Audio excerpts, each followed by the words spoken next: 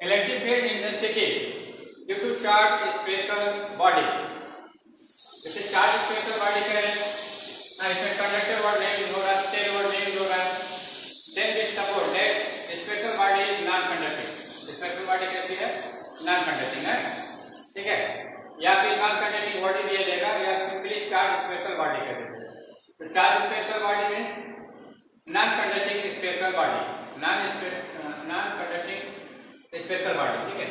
तो जैसे non conducting spherical body हमने क्या बताया था कि charge distributed throughout the volume. Non conducting spherical body में क्या होता है, जो है charge distributed throughout the volume. और स्फेरिकल कंडक्टर में क्या होता है, charge distributed over the surface only, केवल सरफेस पर डिस्ट्रीब्यूट होता है, कोई भी चार्ज अंदर नहीं एग्जिस्ट करता है ना, ठीक है। या सेल है तो सेल में जो है कोई भी चार्ज जो का सरफेस पर एग्जिस्ट करेगा।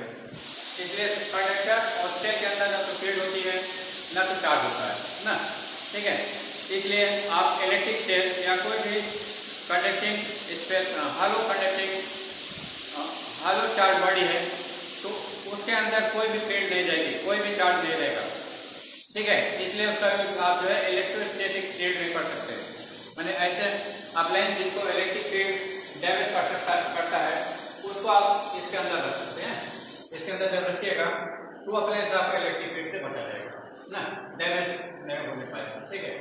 इसलिए charge conducting shell, spherical shell या चार्ज या hollow conductors, any hollow conductors can be used as any charge hollow conductors can be used as electrostatic shield, ठीक है।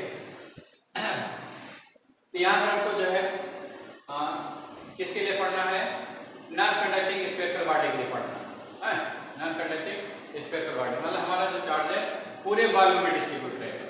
इसका भी आप इलेक्ट्रोस्टैटिक शील्ड में नहीं कर सकते हैं क्योंकि इसके हर पॉइंट पर फील्ड रहेगी, हर पॉइंट पर जो है चार्ज रहेगा, ठीक है, एक्सेप्ट सेंटर। सेंटर पर फील्ड होगी 0 हो जाएगी, ठीक है। एक पॉइंट पर खाली 0 रहेगा और सेंटर को छोड़ करके इस पॉइंट पर फील्ड रहेगा, इस पॉइंट पर चार्ज रहेगा, ठीक है। तो चलिए हम जो है एक नॉन कंडक्टिंग स्फीयर बनाते हैं और तो एक चार्ज देते हैं ऑफ मैग्नीट्यूड कैपिटल। ये नॉन कंडक्टिंग स्फीयर है, इसको हम चार्ज दे हैं और this charge distributed uniformly throughout the volume of this sphere. इस स्फेरिकल बॉडी के पूरे वॉल्यूम में चार्ज डिस्ट्रीब्यूट हो जाता है यूनिफॉर्मली, ठीक है। तो अब जो है हमको क्या करना, फील्ड निकालना है at a point which is outside the cell, outside the conducting body ना, स्फेरिकल बॉडी। स्फेरिकल बॉडी के बाहर एक पॉइंट पी है, इस पॉइंट पी पर हमको क्या करना, फील्ड निकालना है। और इस स्फेरिकल बॉडी की रेडियस कैपिटल R ले लेना है और इसकी पॉइंट पी की जो डिस्टेंस है सेंटर से स्मॉल r ले लेना है। तो जैसे जैसे पॉइंट पी आपका जो है स्फीयर के बाहर है तो तभी पॉसिबल है जब स्मॉल r का मान कैपिटल R से ज्यादा हो ना, ठीक है। यहाँ पर small r is greater than capital R हो गया। तो outside the conductor, spherical conductor है, outside the charge spherical conductor,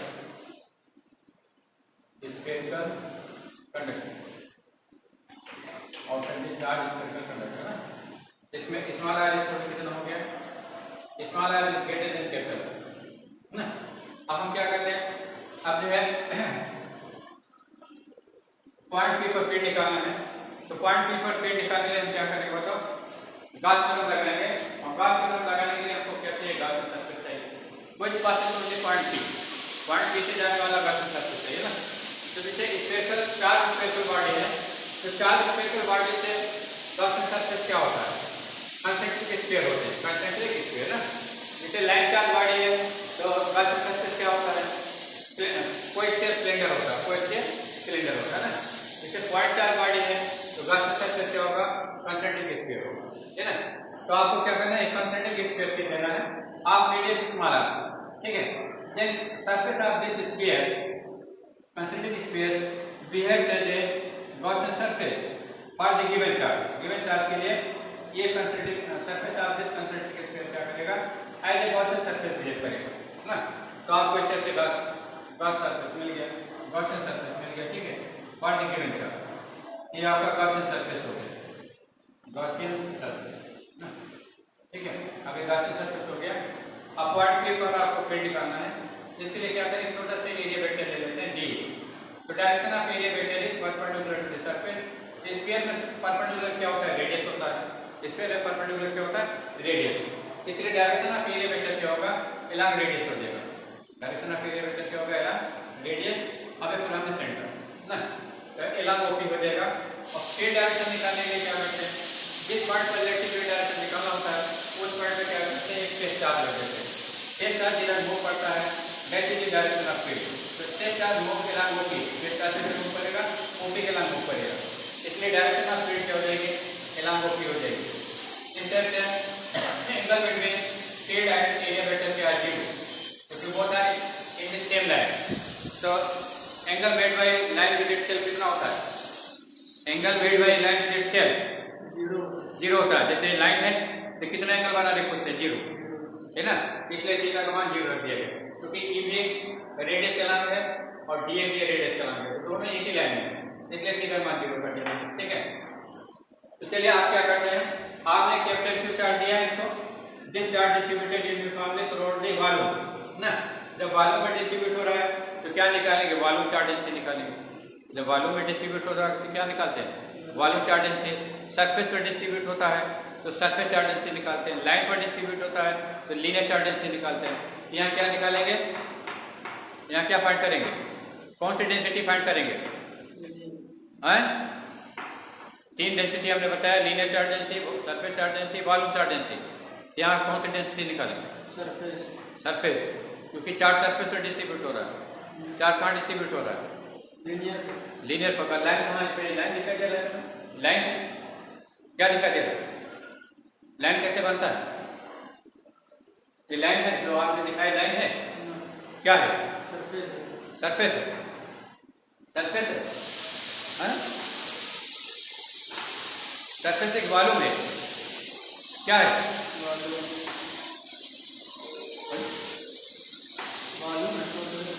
volume है तो कौन सी डेंसिटी निकलेगा, वॉल्यूम में तो कौन सी डेंसिटी निकलेगा, वॉल्यूम चार्ज डिस्ट्रीब्यूशन होता है तो कौन सी डेंसिटी निकालते हैं,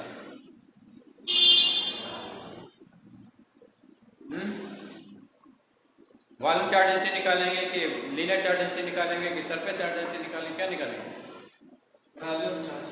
वॉल्यूम चार्ज डेंसिटी निकालेंगे। इतना देर क्यों लग रहा है, भाई चार्ज वॉल्यूम पर डिस्ट्रीब्यूट है तो वॉल्यूम चार्ज डेंसिटी निकलेगा, सरफेस पर डिस्ट्रीब्यूट है तो सरफेस चार्ज डेंसिटी निकलेगा, लाइन पर डिस्ट्रीब्यूट है तो लीनियर चार्ज डेंसिटी निकलेगी। यहाँ क्या निकलना है, वॉल्यूम चार्ज डेंसिटी। तो वॉल्यूम चार्ज डेंसिटी को किससे दिखाते हैं, वॉल्यूम चार्ज डेंसिटी को किससे दिखाया जाता है, वॉल्यूम चार्ज डेंसिटी के लिए सिंबल क्या यूज करते हैं बताओ, रो से दिखाते हैं, किससे दिखाते हैं, रो। सरफेस चार्ज डेंसिटी किससे दिखाते हैं, सिग्मा। सरफेस चार्ज डेंसिटी किससे दिखाया जाता है, सिग्मा से। लीनियर चार्ज डेंसिटी किससे दिखाया जाता है, लैम्डा से। इसे सिंबल याद रखिए। तो रो छोटे कितना होगा, चार्ज अपॉन वॉल्यूम। चार्ज क्यों है, वॉल्यूम कितना होगा, जैसे आर रेडियस का स्क्वायर है जिसका वॉल्यूम कितना होगा, volume of square of radius r कितना होता है, volume of square of radius r, radius r के स्क्वायर का वॉल्यूम कितना होता है, नहीं वाला क्या नहीं वाला, वॉल्यूम ऑफ स्क्वायर कितना होता है, 4 पाई आर क्यूब, ठीक है। कोण का कितना होता है, 1/3 पाई आर स्क्वायर एच। सिलेंडर का कितना होता है, पाई आर स्क्वायर एच होता है। क्यूब का कितना है, ए क्यूब होता है। क्यूबाइड कितना होता है, एल बी एस होता है ना, है ये सब क्यों नहीं याद, कहाँ पढ़ा है, किस क्लास में पढ़ा, वॉल्यूम किस क्लास में पढ़ा, 9th में 10th में किसने पढ़ा, कोई मतलब नहीं भाई, बेसिक तो क्लियर करिए, ये 9th पढ़ा टेंथ में सॉलिड 9 10 दोनों में।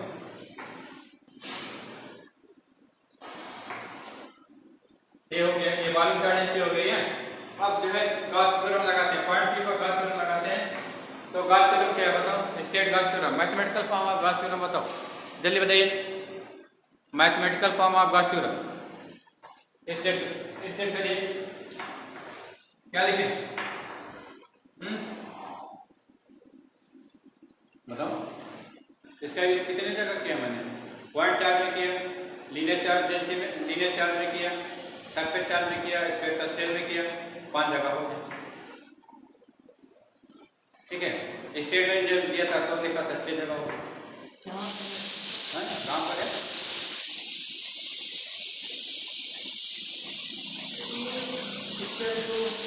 क्या close integration vector A dot D A equal to sigma Q by epsilon not.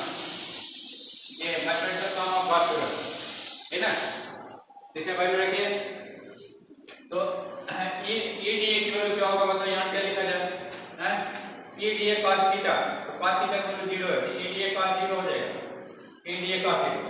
Sigma Q की वैल्यू कितना है बताओ, सिग्मा क्यू टोटल चार्ज, इस डॉटेड स्फीयर के अंदर कितना चार्ज है, गॉसियन सरफेस आपका डॉटेड स्फीयर है ना, ये डॉटेड स्फीयर है, तो इस डॉटेड स्फीयर के अंदर कितना चार्ज है? 0। ये 0 है, तो कैसे 0 कह दिया हैं? जब क्यू 0 तो कह दिया, मिस्टेक हो, ऐसे मिस्टेक जो कि जिसका कोई रीजन नहीं है, ऐसे मिस्टेक कौन कर सकता बताओ, अंधा आदमी कर सकता है? साफ साफ क्यों लिखा है तो 0 कैसे हो? ये 0 हो गया, अपन ने चलना पहले क्यों हो गया, अपन ने चलना, ठीक है। तो ये जो है क्या मतलब ये इंटीग्रेशन से बाहर आएगा नहीं रहेगा, क्यों आएगा बाहर, बाहर आ जाएगा, क्यों आएगा है? नहीं पता, जितने टाइम से बता रहे सब में पता नहीं, ये कांस्टेंट कांस्टेंट क्वांटिटी इंटीग्रेशन बाहर आ जाती है, इसलिए बाहर आ जाएगा। इंटीग्रेशन हो गया डी ए, cos 0 की वैल्यू कितना होता है, cos 0 की वैल्यू कितनी होती है? 0। cos 0 की वैल्यू 0 नहीं, 1 होती है। तो दो आंसर क्यों बताया था भाई, एक आंसर क्यों बताया, 1 क्यों अपन एप्सिलॉन नॉट है ना। अब इंटीग्रेशन डी ए की वैल्यू क्या होगा, इंटीग्रेशन डी ए की वैल्यू क्या होगा, इंटीग्रेशन डी ए की वैल्यू क्या होगी, integration D A, close integration D A की वैल्यू क्या होगा, 1। जैसे डी ए है मतलब एक छोटा पीरियड डी ए यहाँ पर है, डी ए यहाँ पर है, ये सभी डी ए को जोड़ेंगे, इंटीग्रेशन मतलब जोड़ना, कंटीन्यूअसली जोड़ना, जब सभी डी ए को कंटीन्यूअसली जोड़िएगा तो क्या मिलेगा तुम्हें, टोटल सरफेस एरिया नहीं मिलेगा। तो ये क्या बता रहा है, total surface area dotted sphere Gaussian surface ना, तो total surface area of Gaussian surface, total surface area, surface area, total surface area of Gaussian surface, Gaussian surface है ना, ठीक है। तो इसकी वैल्यू किसके बराबर है, क्यू बाय एप्सिलॉन नॉट के बराबर। तो आर रेडियस का अगर स्क्वायर है तो उसकी एरिया कितना होगा, देखिए जो स्क्वायर है उसकी रेडियस कितना, स्मॉल आर है ना, तो स्मॉल आर रेडियस अगर है तो उसका सरफेस एरिया कितना होगा, स्मॉल आर रेडियस के स्क्वायर का एरिया कितनी होगी, area of square having radius r क्या होगा, सरफेस एरिया ऑफ स्क्वायर क्या होता है, इसको हम याद करेंगे, कौन याद करेंगे,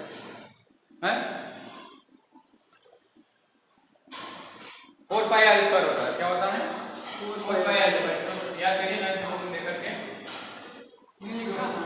क्यू बाय एप्सिलॉन नॉट, ठीक है। यहाँ ई छोड़ कितना हो जाएगा, ए छोड़ो ये हो जाएगा 1/4 pi epsilon naught Q by R square. ठीक है, तो this is the electric field due to charge space of conductor at a point outside the sphere ना, ऐसे पॉइंट पर जो कि स्फीयर के बाहर। तो देखिए ये फार्मूला जो है किसके लिए बताओ, electric field due to point charge. ये फार्मूला किसके लिए है, electric field due to point charge ना, electric field due to point charge के लिए फार्मूला।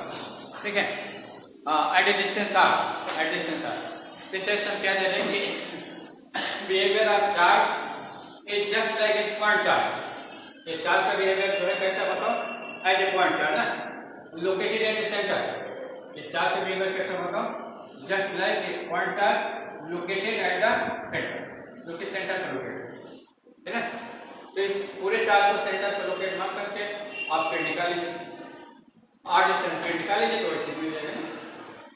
तो इस तरह से जो पूरे वॉल्यूम में डिस्ट्रीब्यूट है चार्ज, उस चार्ज को एक पॉइंट पर मान सकते हैं, सेंटर पर मान सकते हैं, अभी मैग्नीट्यूड को ना। ठीक है, तो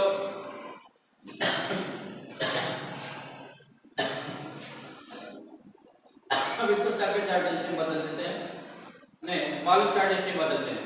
तो वॉल्यूम चार्ज डेंसिटी कैसे बदलेगा, जैसे यहाँ देखिए Q छोड़ो कितना होगा, यहाँ से देखिए Q की वैल्यू क्या आएगी, यहाँ से Q की वैल्यू जो होगी आप कह दीजिए 4π/3 R2, 4π/3 R2 इंटू रो ना, इसको Q हो जाएगा है ना।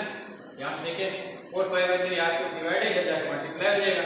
तो Q के प्लेस तो आप क्या ले सकते हैं, 4π/3 R2 रो, 4π/3 R2 रो है ना। ये वैल्यू यहाँ रख लीजिए, तो क्या हो जाएगा 1/4π0, ठीक है, इंटू 1/r ऑलरेडी है ये, इसको ऐड कीजिए, कॉपी कर लीजिए। अब Q के प्लेस पर क्या ले लेंगे, 4π/3 R2 रो, यहाँ पर कैपिटल R, तो 4π से 4π तो आपका कैंसिल हो जाएगा ना। तो यहाँ से A स्क्वायर कितना हो जाएगा, A स्क्वायर हो जाएगा आपका 1/3 एप्सिलॉन नॉट, ठीक है, into rho R2 upon R square, rho R2 upon R square. ये आपकी फील्ड हो गई, ठीक है, ये आपका क्या हो गया, field at the electric field at a point outside the charge conductor है ना, चार्ज कंडक्टर के बाहर किसी पॉइंट पर एक फील्ड। तो हम क्या दे रहे हैं कि this field is inversely proportional to square of distance, क्योंकि रो तो कांस्टेंट है, आर भी कांस्टेंट है, 3 भी कांस्टेंट है, एप्सिलॉन नॉट भी कांस्टेंट है। तो field electric field outside the charge conductor, charge spherical conductor is inversely proportional to square of distance ना, ठीक है। तो चलिए एक मैंने डेमो लिया, अब जो है आइडियल सर्फेस निकालते हैं। ये तो फर्स्ट केस हो गया, अब दूसरा केस है ideal surface of the sphere, ideal surface of the sphere है, ideal surface of sphere of charge sphere है, charge spherical body, charge spherical body. तो at the surface of charge spherical body निकालते हैं। इसमें जो है small are की value क्या करेंगे, कैपिटल आर रख देंगे, स्मॉल आर की वैल्यू क्या करेंगे, कैपिटल आर रख देंगे। तो चलिए यहाँ रखिए, तो ये छोड़ कितना हो जाएगा 1/3 एप्सिलॉन नॉट, ठीक है, रो R2 अपॉन R स्क्वायर, ठीक है, इसको सिंप्लीफाई करते हैं, तो ये छोड़ हो जाएगा 3 epsilon not into rho R, ठीक है, क्योंकि 3 पावर है, 2 पावर है, ऊपर ले जाएगा तो 3 मान 4 हो जाएगा, 1 हो जाएगी। तो E की वैल्यू कितना हो गया बताओ, E की वैल्यू हो गया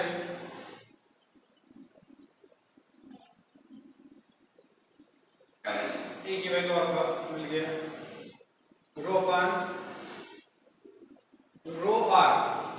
अपॉन 3 एप्सिलॉन नॉट। ये एक कांस्टेंट वैल्यू क्या है, एक कांस्टेंट वैल्यू है, ठीक है, और मैक्सिमम ये वैल्यू क्या है, मैक्सिमम है, तो वैल्यू आपके मैक्सिमम, ठीक है।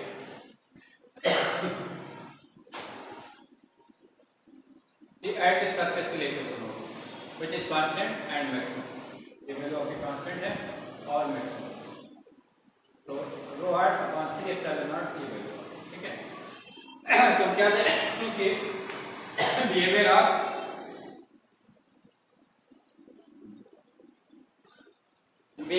Charge spherical conductor, behavior of charge spherical conductor, charge spherical body, insulating body conductor, non-conducting spherical body is just like a point charge located at the center for a point at the surface of the body and outside the surface of the body.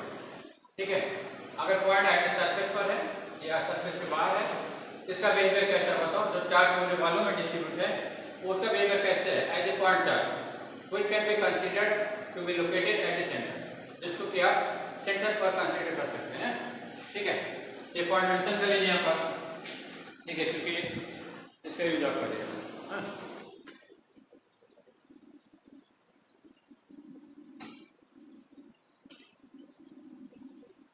चलिए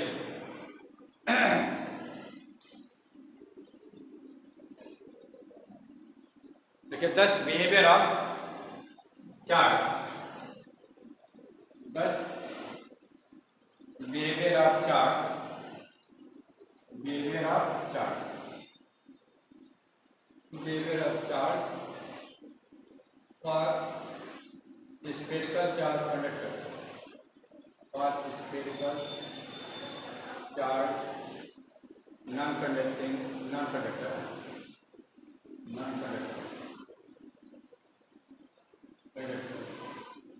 at the surface for points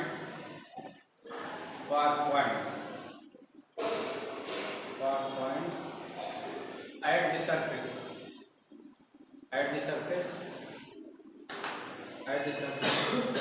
and outside the surface, outside the surface is just like a point, is just like a point charge, like a point charge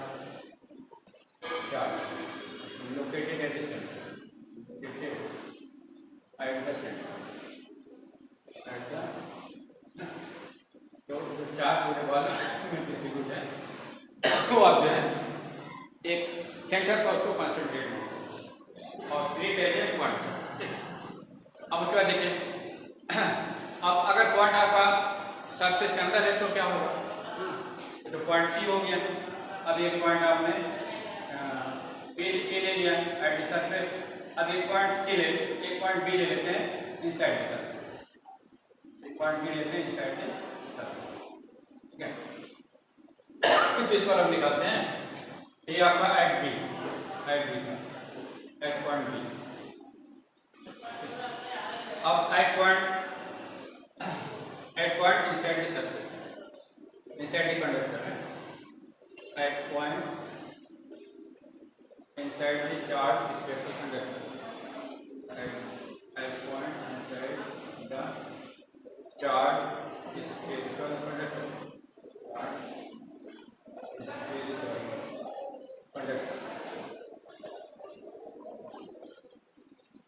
spherical non conductor. ठीक है, at point B, at point B. तो इसके लिए क्या करेंगे बताइए? अब point B से जाने वाला गॉसियन सरफेस खींचेंगे ना, जहाँ फील्ड निकालना है, तो जिस पॉइंट पर फील्ड निकालना होता है उस पॉइंट से जाने वाला हमको गॉसियन सरफेस खींचना पड़ता है। ठीक है, उसके बाद बात करें बता देते हैं। अब पॉइंट बी से जाने वाला गॉसियन सरफेस, तो पॉइंट बी से जाने वाला गॉसियन सरफेस क्या होगा बताओ? एक कंसेंट्रिक स्फीयर होगा। क्या होगा? कंसेंट्रिक स्फीयर ना, और ऑफ रेडियस एक्स, मानते कि जो रटेड स्फीयर आपने खींचा है इसका रेडियस क्या है? एक्स। तो एक्स रेडियस का एक कंसेंट्रिक स्फीयर लीजिए। This concentric sphere, surface of this concentric sphere behaves as a Gaussian surface, ये जो है as a Gaussian surface behave करेगा। ये आपकी फील्ड हो गई ना, और ये एरिया वेक्टर हो जाएगा। फील्ड है, ये क्या हो जाएगा?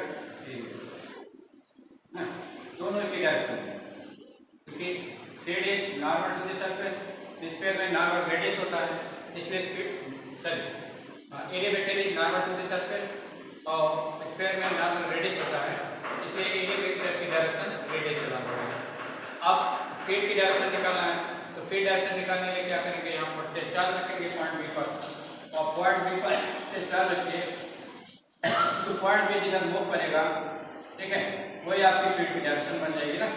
तो पॉइंट बी पर जब टेस्ट चार्ज को बी पर रखेंगे तो ये भी एलॉन्ग रेडियस भागेगा अभी फ्रॉम सेंटर, हाँ, तो फील्ड की डायरेक्शन भी एलॉन्ग क्या हो जाएगा, एरिया वेक्टर हो जाएगा। तो यहाँ पर फील्ड और एरिया वेक्टर दोनों एक ही डायरेक्शन में, जब दोनों एक ही डायरेक्शन में है तो थीटा का मान क्या हो जाएगा, जीरो, तो मान क्या हो जाएगा, जीरो, ठीक है। तो यहाँ पे थीटा का मान जीरो हो गया, ठीक है। इधर रख कर दे,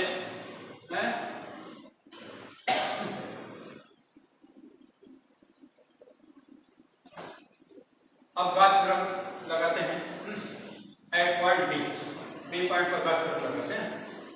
तो बी पॉइंट पर गास ग्राफ लगाइए तो क्या हो जाएगा, close integration E dot D equal to net charge inside the Gaussian surface upon perpendicular by, तो हो गया close integration E D A cos of zero. तो नेट चार्ज आप निकाल लीजिए, तो नेट चार्ज इस साइड ये डॉटेड स्क्वायर क्या होगा, पहले निकालिए तब क्या आगे। तो देखिए तो सिग्मा क्यू इक्वल कितना होगा, चार्ज इस साइड ये dotted square passing through point B ना, charge inside the Gaussian surface dotted square inside the dotted sphere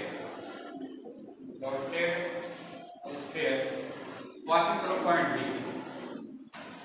sphere passing through point B है, passing through point B,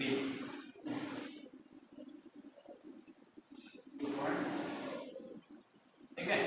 B point से जाने वाला square के अंदर charge लेगा, तो कितना हो गया, वॉल्यूम ऑफ स्क्वायर ना into volume charge density, volume of square into volume charge density कर दीजिए, ये ना, ठीक है। तो चलिए volume of square into volume charge density कर देते हैं। तो वॉल्यूम ऑफ स्क्वायर कितना होगा, तो इस स्क्वायर की रेडियस आपने x लिया है, इसका वॉल्यूम क्या हो जाएगा, 4π/3x³ हो जाएगा, है ना, इनटू डेंसिटी आपने रो लिया तो रो हो जाएगा, हाँ। अब चलिए ये वैल्यू रखते हैं, इसको रख पढ़ते हैं,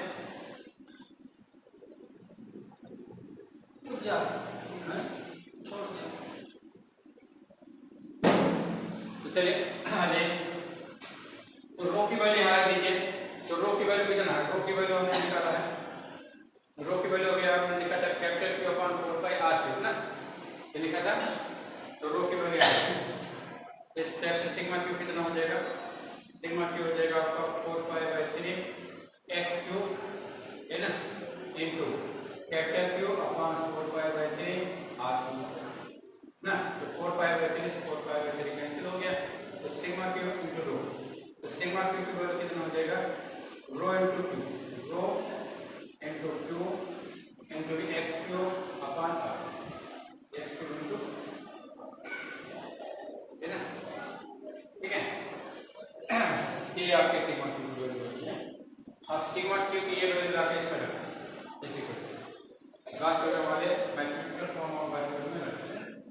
तो इसकी वैल्यू क्या होगा, EDA cos 0, तो क्लोज इंटीग्रेशन EDA cos 0 हो गया, ठीक, इक्वल टू सिग्मा क्यू की वैल्यू कितना है, सिग्मा क्यू की वैल्यू आपकी रो क्यू x³ अपॉन, है ना, ये कांस्टेंट ये बाहर ले लीजिए, तो close integration DA cos 0 value 1 होगा, ठीक है। ये वैल्यू क्या होगा, rho capital Q x³ upon r, है ना, ठीक है। तो ये रहेगा ये क्या आपका सरफेस एरिया होगा, surface area of sphere of radius x ना, तो x रेडियस के स्फीयर का सरफेस एरिया ले लीजिए, तो हो जाएगा 4π x² equal to rho Q into x cube है, rho cube into x cube upon capital R cube.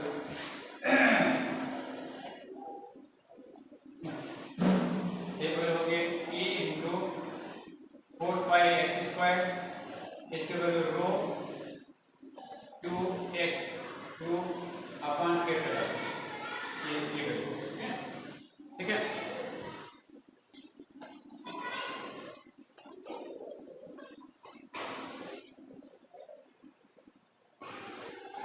चलिए इसके आगे स्टेप पर इसको मिटा दें।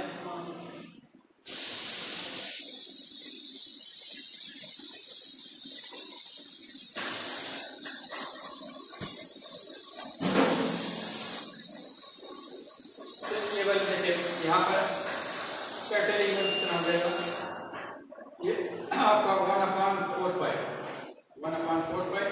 ना, rho cube x square, x cube यहाँ पर, एक्स स्क्वायर यहाँ पर है, तो 2 पावर लेस हो जाएगा ना, तो 3 - 2 हो गया अपॉन आर क्यूब है ना।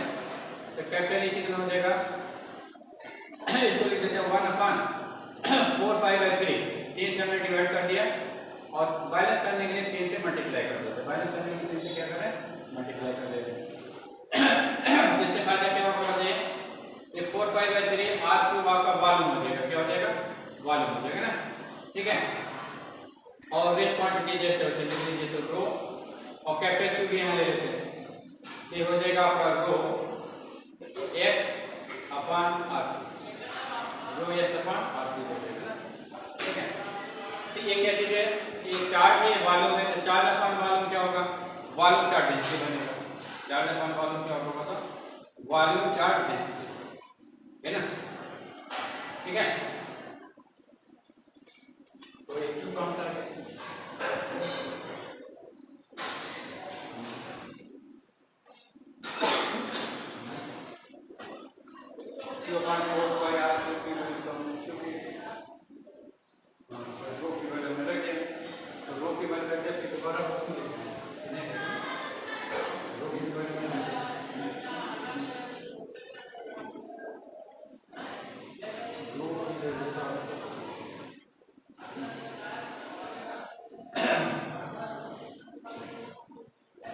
ये चीज हमारा क्या हो जाएगा बताओ, ये बन जाएगा रो, क्या बन जाएगा रो बन जाएगा, तो rho upon 3 into x upon are cube. इस टाइप से फील्ड कितना हो गया बताइए, हो गया rho x upon 3r, rho x upon 3r है ना। देखिए यहाँ पर हमने रो की वैल्यू रखा था, रो की वैल्यू रख दिया, तब फिर रो लिखने की जरूरत नहीं।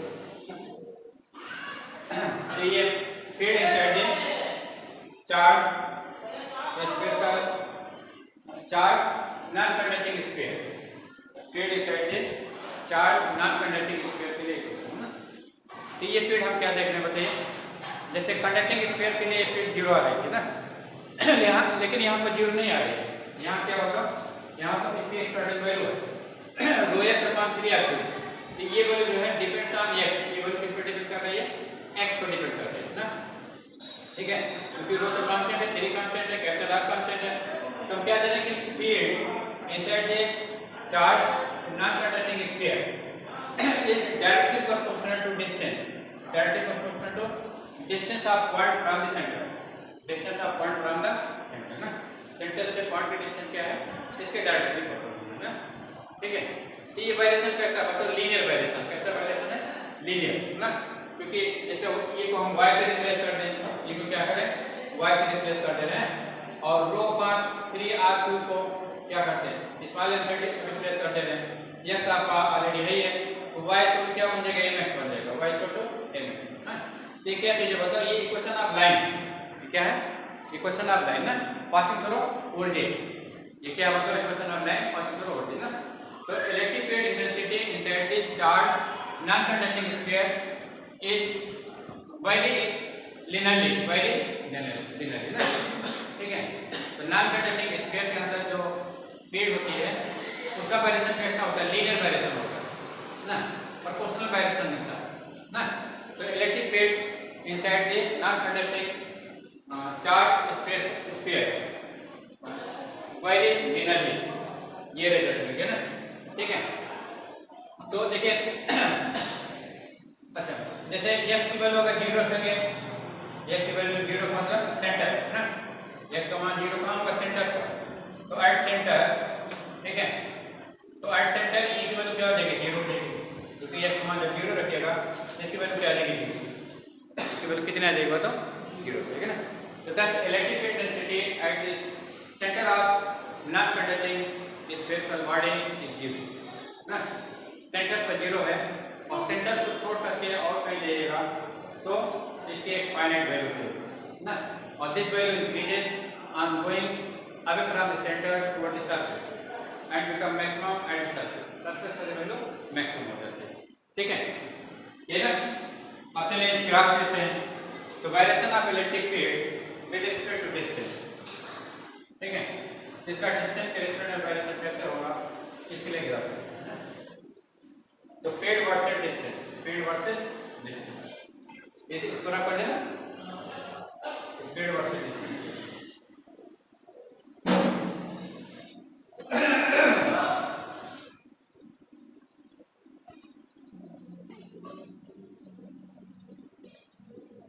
इलेक्ट्रिक फील्ड वर्सेस डिस्टेंस,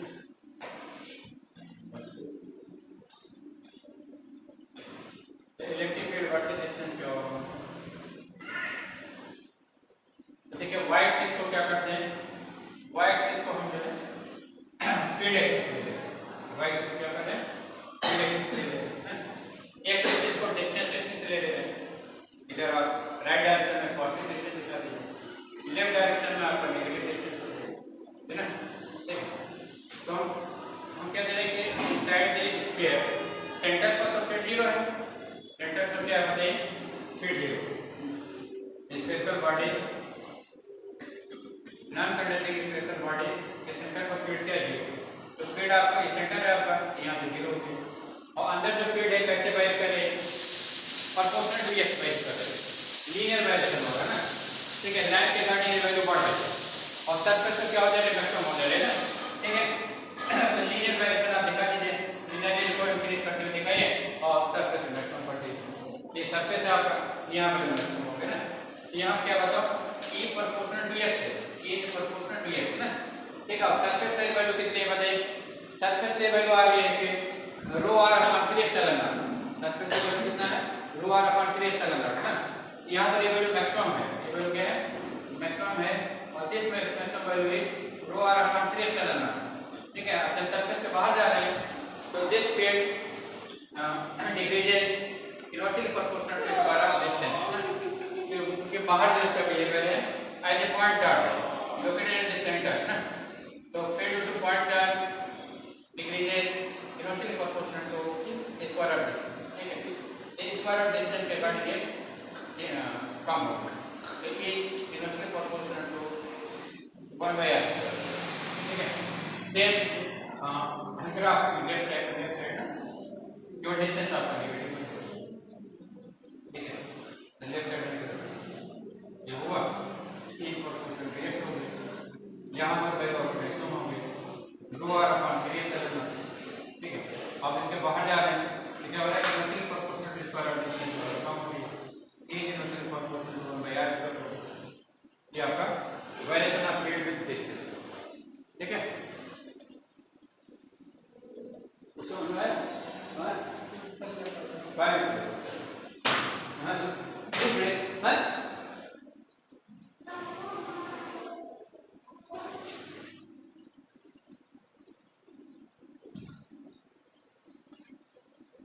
भाई रिपीट करिए बार बार तब समझ में आएगा।